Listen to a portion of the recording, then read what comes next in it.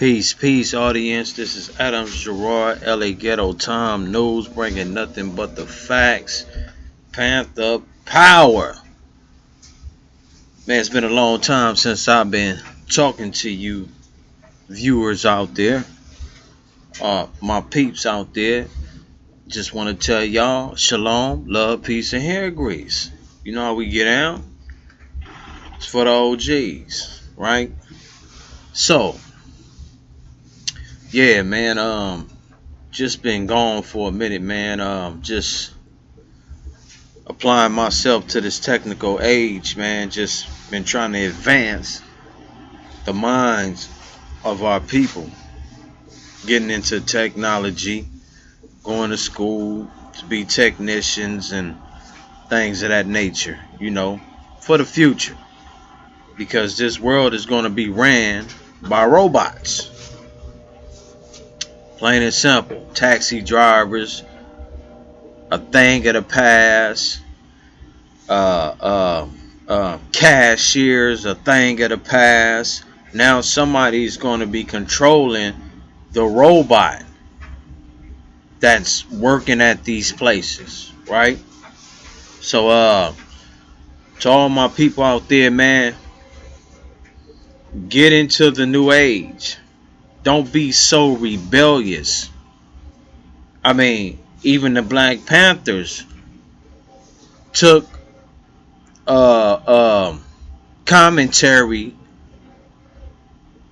from the Constitution, which gave them rights to do what they did. So, I mean, you always got to stay with the times, right? So, yeah, man. It's good to be with y'all, man. I had to sit back and think about how I want to move this page, and I basically came to the conclusion that I need to stop going on these rants, but I ain't gonna stop though. But present what was at the beginning. Me personally, starting off YouTube. It started off as a platform that just give you news. But me being a disliker of this world, it made me take some paths. Now, I'm not leaving them paths, but you know what I'm saying? I just want to bring it back home and just make this a more professional YouTube page. So I'm gonna go back to the interviews with the homeless, the views and opinions of people on the streets, also deliver groundbreaking news, you know, things that I try to look for things that you ain't never heard, you know what I'm saying, as opposed to what everybody knows, you know what I'm saying? The little intricate details of it and all that stuff. So we gonna get back to that right there. But I thank y'all, man, for paying attention. 3 views can turn into 200 conversations. Not everybody is gonna walk out from looking at your video and tell all they homeboys, yeah, right, Adam Gerard, LA Ghetto Time on YouTube, and they're not gonna do that. But it's what they take from the video, even if it's a little snippet. They go out and they make it a conversation amongst 20 people. Them people go home to their families, then they open up the conversation. Next thing you know, by the end of the week, there's 400 people that's on this subject right here. So out of that 3, you can make many. So it's all good. You know what I'm saying? So like I said, I want to get back to the basics, man. Make stuff clear cut, simple and plain. And so without further ado, man, let's get started. This topic right here, or this title that I want to name this video is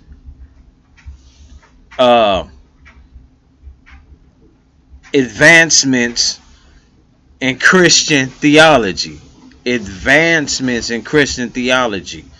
Everybody updates their information with the findings of more information, right?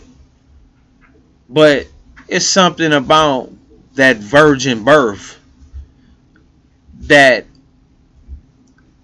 I don't think that you can find any new science that can prove that, right? Because we're not seeing it in the physical to this day, right?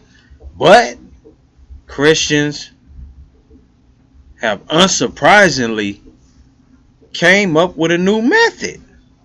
A new method, a new science, a new explanation of Jesus' virgin birth. So I want to get into that, make it real fast, and we can end this. LA Ghetto Time News. Let's go. So, but wait, before I do this, let me explain why I'm doing this video.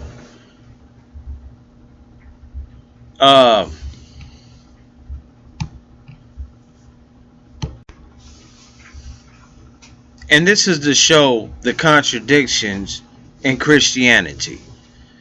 Because this is basically, I'm going to just let the cat out the bag. We're dealing with Parthenogenesis. Parthenogenesis is a science which is in cohesiveness with the virgin birth, because Parthenos means virgin and Genesis means first. And according to Greek lingo, right? And so basically you have virgin first, Parthenos, Genesis.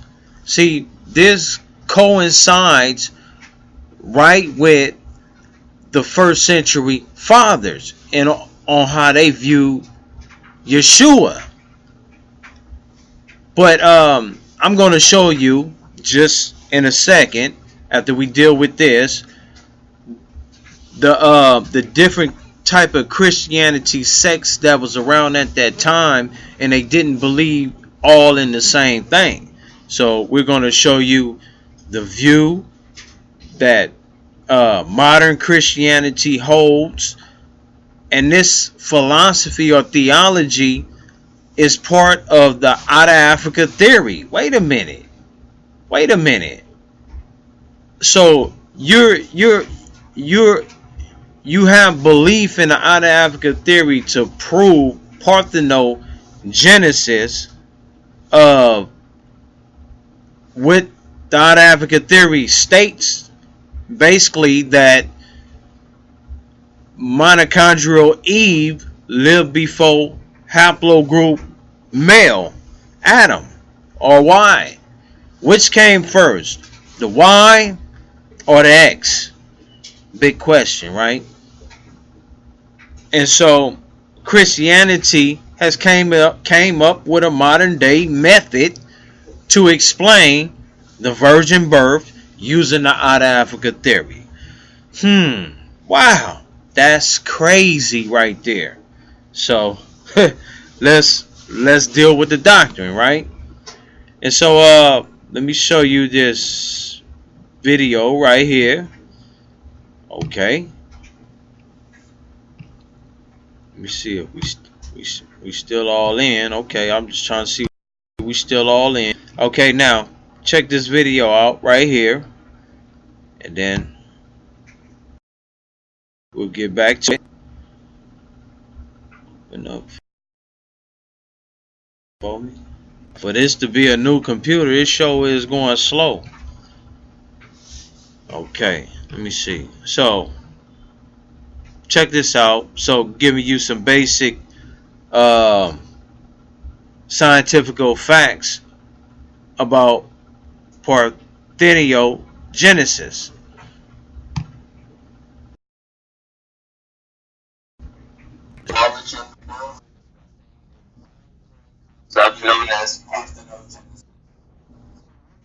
Parthenogenesis.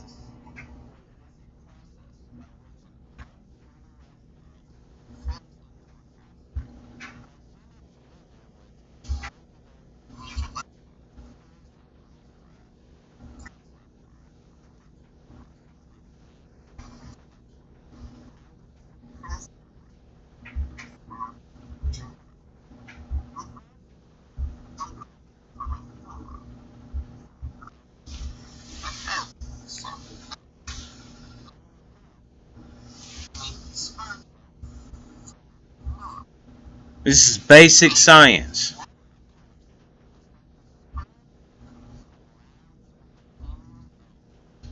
One, two step.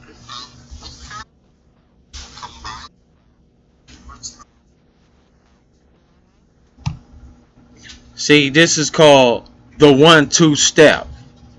This 1-2 step is how humans became humans.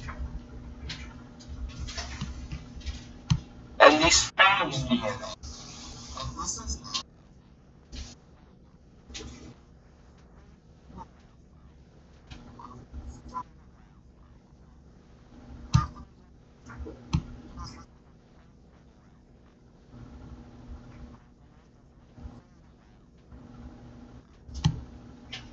Okay, this is for all you people still stuck in 6th grade.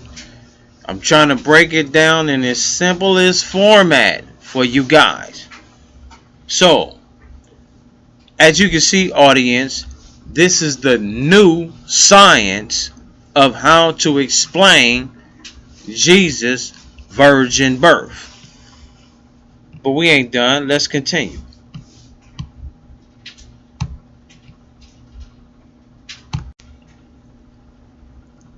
Okay, so now let's show that this Parthenogenesis is of ancient origins, or what we call apostolic origins. Now, when we're dealing with the apostolic fathers, and you know what killed me, man, is that Christians try to say the church was before Catholicism. And I tell people all the time, I say Catholics invented Christianity. Christianity is nothing but a form of Judaic or Pharisee converts. These are nothing but Pharisee converts. These are the first converts before Christianity. Everything you see in Christianity is the same as Catholics. I don't like, man, did he say that? Like, word? Like, you don't get it? Like, it's crazy. Like, everything that you follow, they follow. Everything they follow, you follow. Just because you in America and you practice a different type of Christianity doesn't expound you from the conglomerate philosophy of an organized Christian sect. You are part of a bigger Christian sect where there's shot callers and there's low budget Christians. But you still part of the same gang, though. You see what I'm saying? So, as we continue, quotes about the virgin birth. We got people like Ignatius. Our God, Jesus Christ, was according to the appointed of God, conceived in the womb by Mary, of the seed of David, but by the Holy Spirit. Now, the Virgin of Mary was hidden from the prince of this world, and was also her offspring to the death of the Lord. 3 mysteries of renown which are wrought in silence by God. Man, these people were madmen, man. This Genesis, and it even goes back further than this. We can look at Poseidon in the Greco myths where it speaks about Parthenogenesis, right? Now, when we're dealing with Parthenogenesis, we can sit here and say we got African stories about how man created God, Horus, Seth, one of them, and then we dealing with Yahweh of the Bible. We dealing with Vishnu, the Hindus, and all type of nations that speak about their God was a man, but where was the female? But we're not, don't use that to counteract you using a female,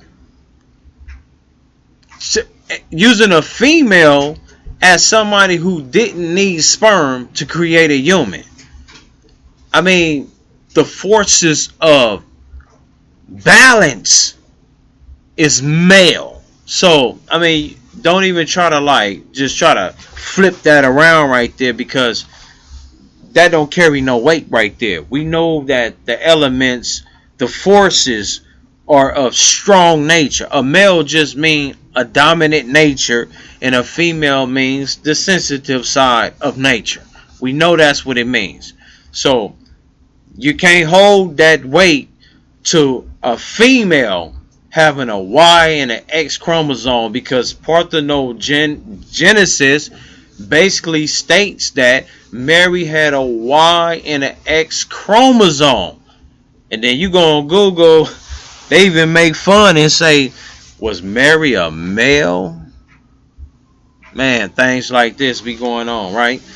Okay, so we got Justin Martyr 150. Since we found it recorded in the memories of the apostles that he is the Son of God, since we call him the Son, we have understood that he proceeded before all creatures from the Father by his power and his will, and that he became man by a virgin.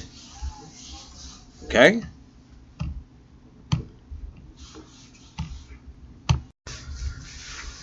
Now, something should strike your nerve with this reading right here.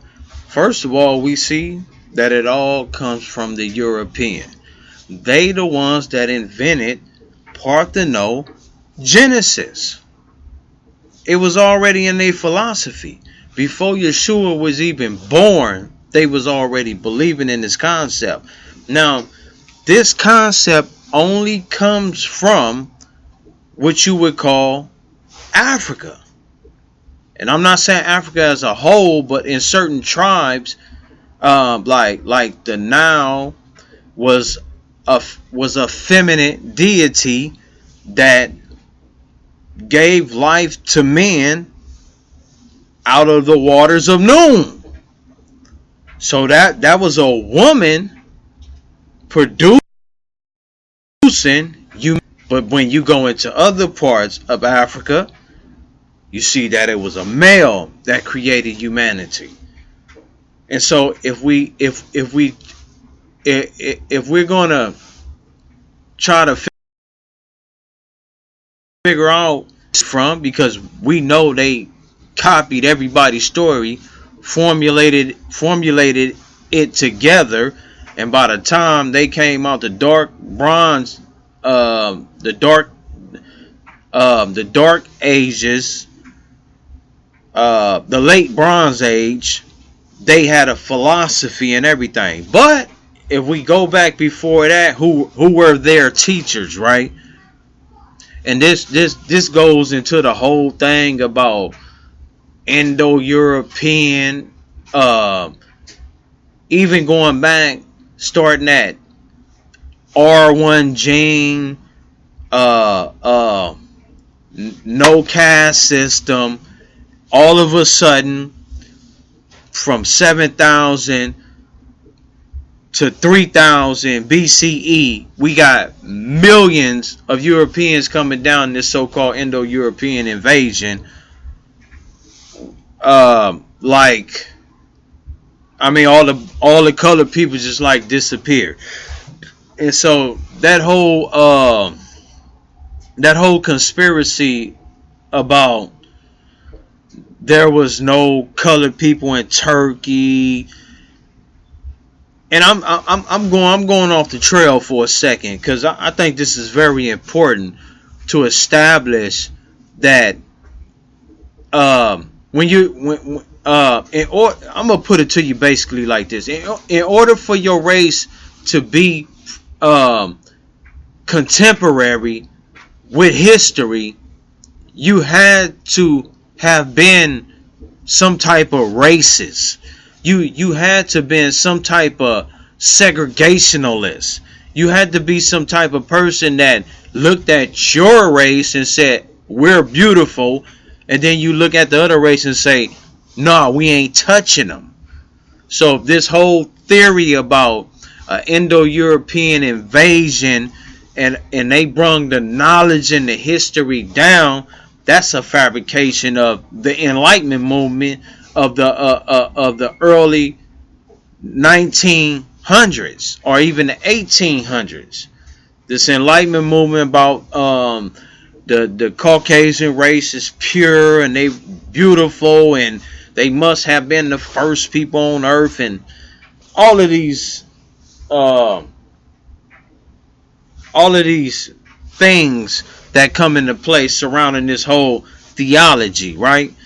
And so basically what I'm saying is that wherever they came from, and they were believing in a Parthenos virgin and Genesis, creator of life.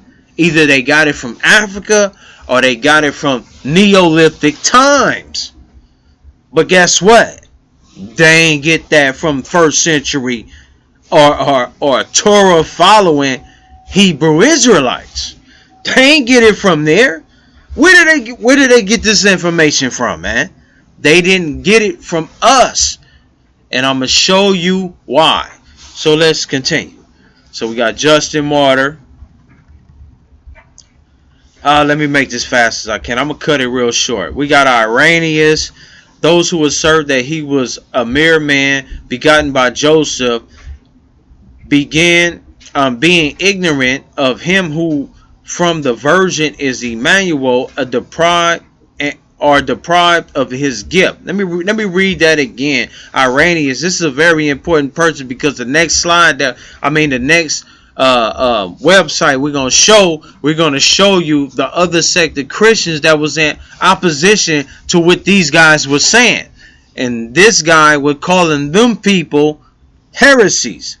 Those who assert that he was a mere man begotten by Joseph, being ignorant of him who from the virgin is Emmanuel, are deprived of his gift, which is eternal life. That's a good one right there. I like that right there. Okay, so just going down. Okay, so let's get to Tertullian.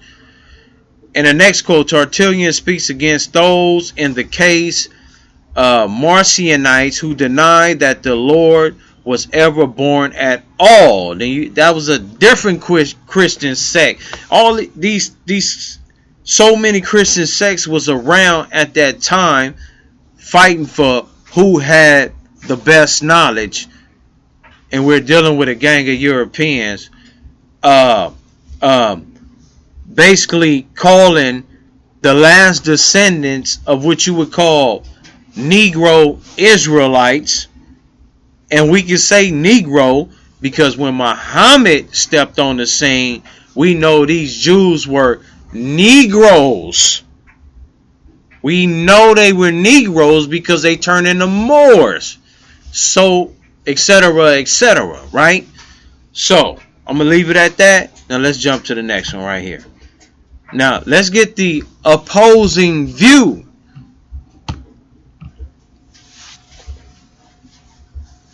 Okay, now, first century Christian Ebionites. And I'm pretty sure you guys heard of the Ebionites. There's nothing new. This is just news, right? Okay, so let's see what the Ebionites thought about. Now, for those of y'all don't know who the Ebionites was, let's get a breakdown, right? Okay. And this is according to the Apostolic Fathers, the same ones who condemned these people, right? Okay. The very first followers of Jesus were called Nazarenes. This was the general name for the Jewish followers of Christ, but it is unknown to what extent they were actually Christians. They must have known and understand many aspects of Jesus, who spoke Aramaic like the Nazarenes, which are now lost and misunderstood. From 70 CE, cataclysm events led to the Nazarenes being dispersed and broken, which led to their demise. Except for a brief resurgence in the 2nd century, they were eclipsed by the Roman converts to Christianity following Paul's doctrine. Now, I ain't gonna even get into Paul. I'm not trying to diss Paul, but I'm not gonna go there right now. Okay, many Gentiles were called Nazarene Christians, but we still know little about them. The Ebionites were more distinct and had one of the first Christian doctrines, the Gospel of Matthew. Later Christians moved so far from their roots that they came to no longer recognize the early Christians, right? Okay, let's just go down right now. Okay, the first Christians in antiquity. The first Christians were called Jews who believed that Jesus was the Yeshua Messiah. In the earliest works which mention the Ebionites, Eusebius before 313 CE writes that in a village called Koba, there were Hebrews who believed in Christ. Now, when you say that word Hebrews, don't get that twisted with the curly rabbis, because them people never called themselves Hebrews. They don't even call themselves Israelites. They say that they are Jews. I mean, if you go on YouTube and you talk and you listen to these rabbis that speak right now, they don't even know where the 10 tribes at right now. So how you going to call yourself a Israelite when you don't even know where the 10 tribes went? But if you go to the Talmud, Jewish Encyclopedia, they have commentary that tells you, first of all, we got commentary rabbis that say they were wood box color looking people from light to brown. A wood box is not white. It's from brown to dark brown. And then we have another reference in the Jewish Encyclopedia that speaks about that. Even in the Talmud, it says that the 10 tribes during the Assyria captivity went to Africa. Now, you got to understand that if you're in Africa, it's very hot out there, man.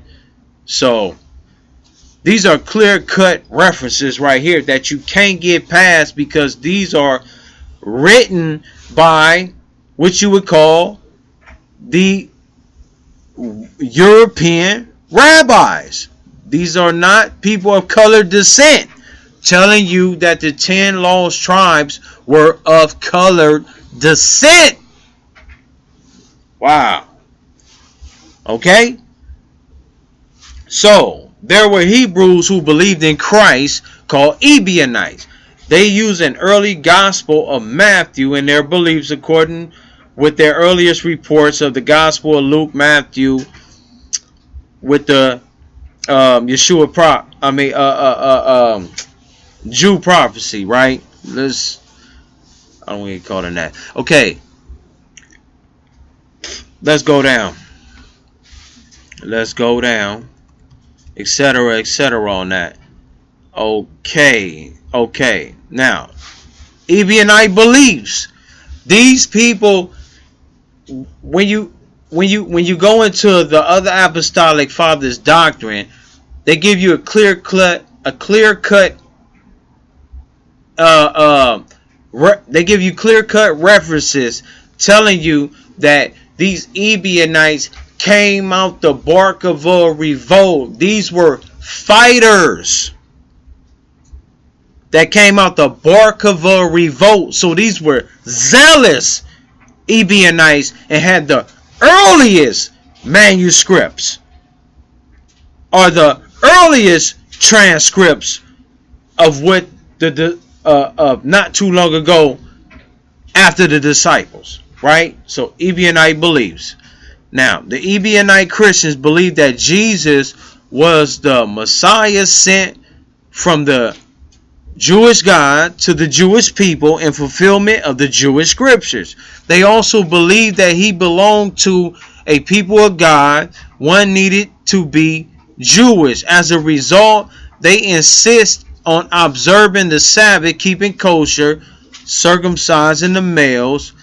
An early source, Irenaeus, also reports that the Ebionites continue reverence to Jerusalem, evidently by praying in its destruction during the daily acts of worship. Now watch this. Now let's see. Okay, let's go down. Now here we go right here. Adoptionism. The very first Christians, the Ebionites, look, they're reiterating. They keep telling you the very first Christians. These are the first ones, man. The Ebionites, Nazarenes, Gnostic Christians, and others were all adoptionalists. In accordance with the first 100 years of Christianity believed within the oldest manuscripts of the Bible, Jesus was born in a normal way like the rest of us to his parents, Joseph and Mary. See, I cut it right there. So, wow. We have a people that Nazarene and Ebionite in a sin is interchangeable. That's apostolic fathers putting different names on these people. They were all the same damn people. They all came out the bark of a revolt. Excuse me. They all came out of 70 CE into the bark of a revolt and out the bark of a revolt and still retained the customs and the traditions. How do we know these people were dark? Because the Mishnah and the Talmud tells you about they look boxwood. They were, the color of them was as of boxwood, light brown to dark brown. This is how we know this. These wasn't no twirly hair European twirly hair white guys. So, I mean, it's for you to do the rest of the information, but basically, just on the fact of these Ebionites, first century, first Christians sitting there telling you that no, Jesus wasn't born of no virgin. No. He had a mom and a daddy. He was born like everybody else. Shows you the stupidity of these Christians trying to latch on and leech on anything that they can prove. Any new method they can come up with to prove this walking on water, virgin birth, angels talking, and a plethora of other things. No, I believe in the scriptures. I just don't believe the apostolic doctrine that twisted up the scriptures. I mean, it's like, bro, it's like if you don't know by now that these apostolic fathers twisted up the scriptures and added that Plato theology up in Plato philosophy inside of not just the New Testament, but in all type of ancient, even Samaria, everything, man. Everything is glorified, man.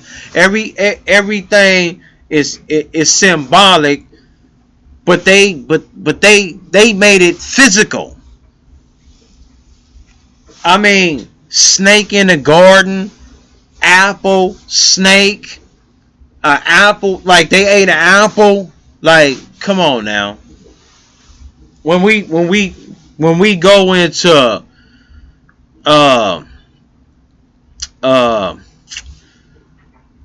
I forgot the study that they have, but when you go into just archaeology as a whole, period.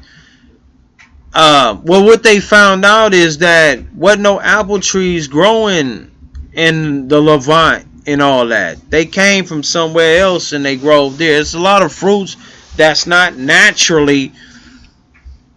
was not naturally or originated in that place, and it came later on. Neolithic period, Iron Age period, Late Bronze Age, so etc. etc.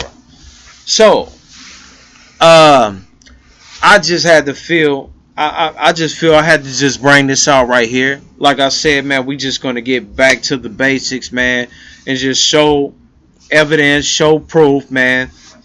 Let you guys be the judge. I'll advise you to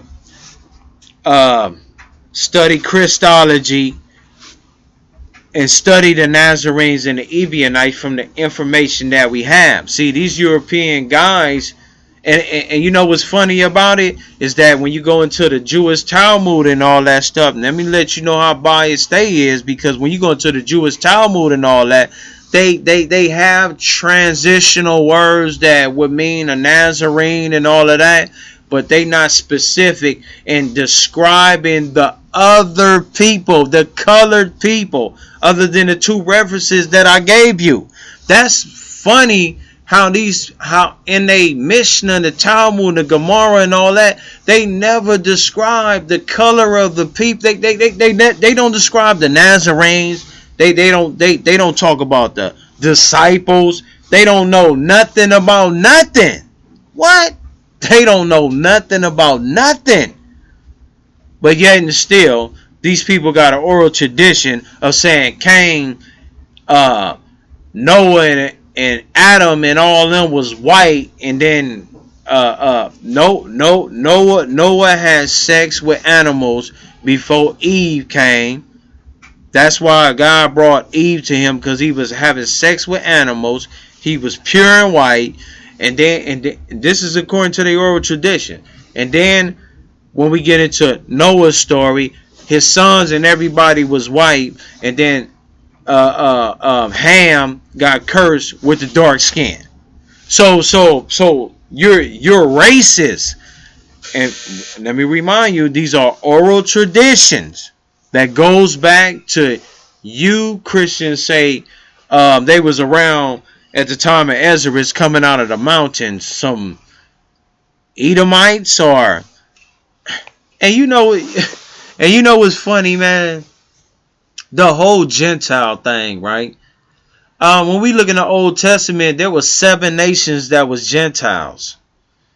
And we had Esau, one of them, which according to most Hebrew Israelites or Edomites, the pale race that we see today. But other than that, the Moabites, the Ammonites, all of these people, these were Canaanite tribes, and then you had the Mesopotamian tribes, which would be Hindu people. So when we looking at the geographical area of the 7 nations that was heathens, the known world that these people knew about, these was all colored people. So how do we get in 1st century CE? Now the known world includes these European nations. In the Old Testament, it didn't even include Japheth. The 7 nations consisted of Canaanites or Mesopotamians, bro. But in 1st century CE, The Gentiles consist of Europeans and Eskimos and people on the other side of the world. And did Yeshua and did man know that people lived in America? Did they? My God, it's crazy, man. It's crazy. So I'm trying to figure out, why would colored people walk around to this day and call themselves Gentiles? Because a Gentile means that you are a heathen. That means if you're not following the customs of Yah, if you're eating pork, you're a heathen. So you walking around you walking around feeling like a heathen every day? I just don't get it, man. I don't know why these guys our people walk around call themselves Gentiles. Now, even in Isaiah 50s to the 60s chapters, right? It even explains that after certain generations, you can come back into the fold. The African, the Northerners, all these people can come back into the fold. Because guess what? We all family at the end of the day. So you can come back into the fold. These Europeans weren't even on the radar. These like a new people. So, man, I mean, just things to reevaluate, man, when we dealing with our faiths, right? So, don't want to take up too much time. That's just basically what I wanted to show y'all. Just trying to reinvent, you know what I'm saying? Make it clear cut, short, you know what I'm saying, and things of that nature, man. I hope you guys look at this information right here and go do your research on the Ebionites, man, and the Nazarenes, man. And then open that New Testament, and you're going to see the people in there, and you're going to see how they rebelled against the Roman system. Period. Whether Christians and Jews, because the first Christians were Jews. And so with that, shout out to the fam.